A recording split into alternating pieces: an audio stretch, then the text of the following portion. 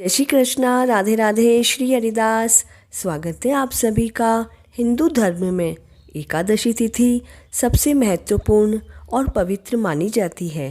फाल्गुन मास के शुक्ल पक्ष की एकादशी को आमल की एकादशी और रंग भरी एकादशी के नाम से जाना जाता है।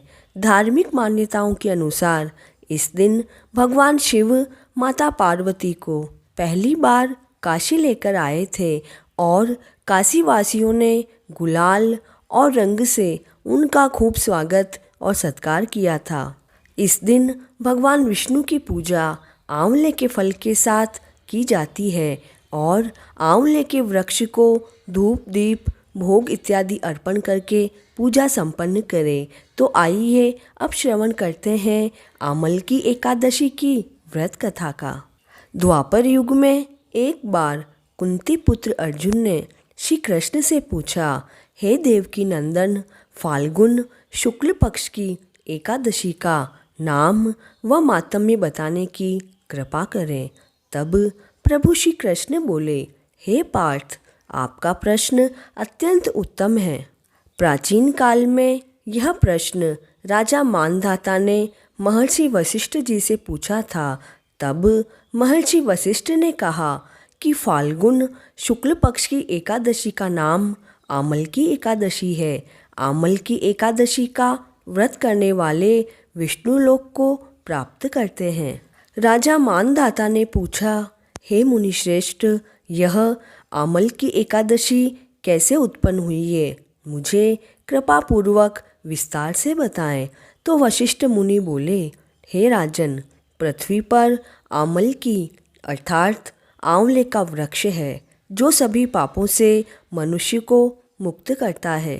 भगवान विष्णु के मुख से जब चंद्रमा के जैसे क्रांति युक्त एक बिंदु उत्पन्न हुआ, वह बिंदु जब पृथ्वी पर गिरा तो उससे आमल की अर्थात आंवले का वृक्ष उत्पन्न हुआ।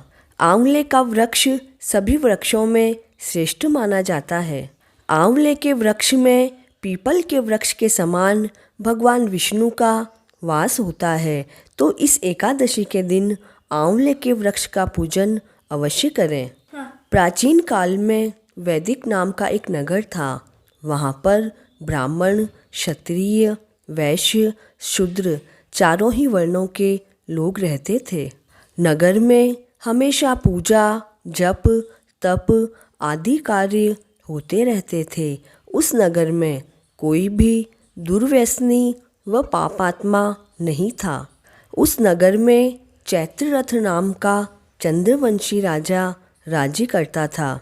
वह बहुत ही विद्वान और धार्मिक कार्यों में रुचि लेने वाला था। उसके राज्य में कोई भी व्यक्ति निर्धन नहीं था। वहाँ की प्रजा भगवान विष्णु की उपासक थी।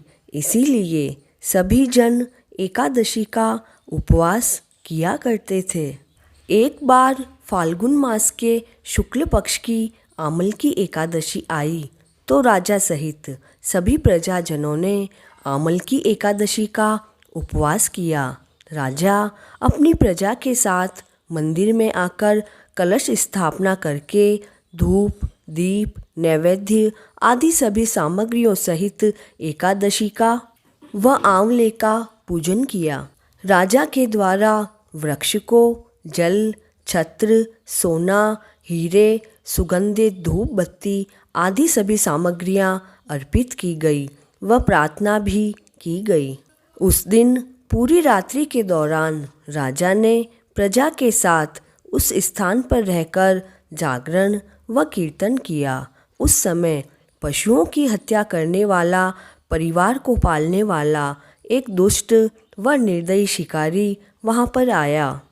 पशुओं के पीछे दौड़ते दौड़ते वह थकान से ग्रस्त शिकारी ने उस स्थान पर विश्राम करने की सोची।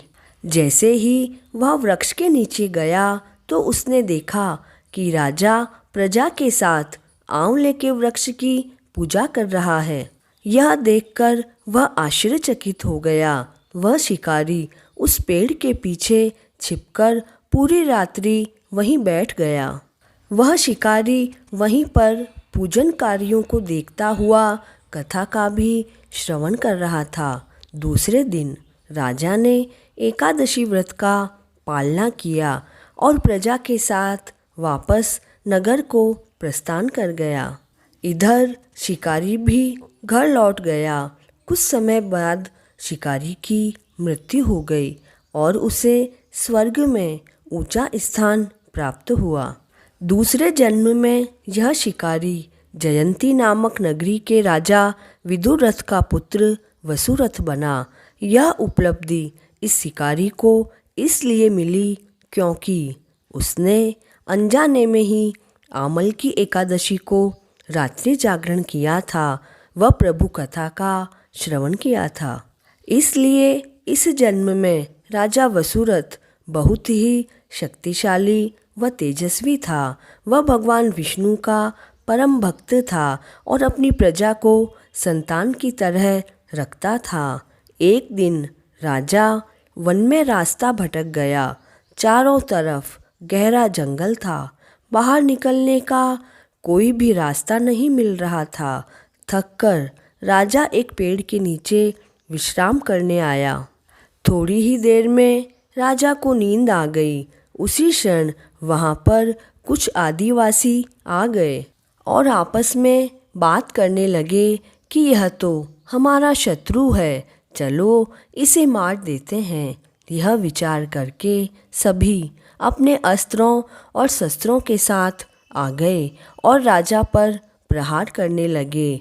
लेकिन यह क्या, राजा को तो कोई भी शस्त्र छू भी नहीं सक रहा था और यह देखकर सभी लोग हैरान हो गए। अब उन्होंने इसका दूसरा उपाय सोचा। उसी क्षण राजा के शरीर में से एक देवी प्रकट हुई। वह अत्यंत सुंदर थी, परंतु क्रोध में होने के कारण उसके नेत्र लाल थे। वह साक्षात माँ दुर्गा स्वरूपा लग रही थी। उसने अपने चक्र से सभी आदिवासियों को मार डाला।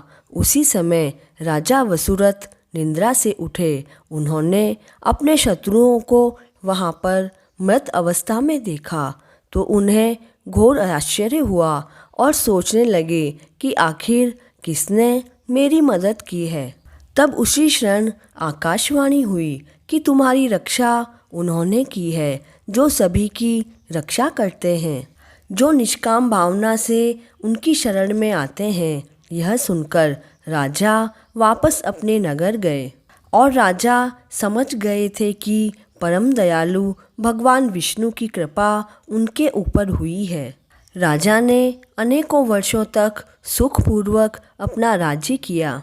कथा पूर्ण करते हुए महर्षि वशिष्ठ ने कहा, हे राजा मानधाता, जो भी इस आमल की एकादशी का उपवास करते हैं और कथा श्रवण करते हैं वे निश्चय ही विष्णु लोक को प्राप्त करते हैं। देखिए, भगवान विष्णु की शक्ति हमारे सभी संकटों को काटती है। यह मनुष्य की ही नहीं, देवों की भी रक्षा करती है। इसी शक्ति के बल से भगवान विष्णु ने मधुकैटभ नामक दैत्यों का संहार किया था। इसी शक्ति ने उत्पन्ना एकादशी बनकर मुर नामक दैत्य का वध करके देवताओं को सुखी किया था। केवल एक बार आमल की एकादशी का व्रत करने वाले शिकारी को भी जन्म जन्मांतर तक विष्णु भगवान की कृपा प्राप्त हो रही थी। ओम नमो भगवते वासुदेवाय इस मंत्र का जाप करते हुए अपनी एकादशी को सफल बनाएं। जय श्री कृष्णा।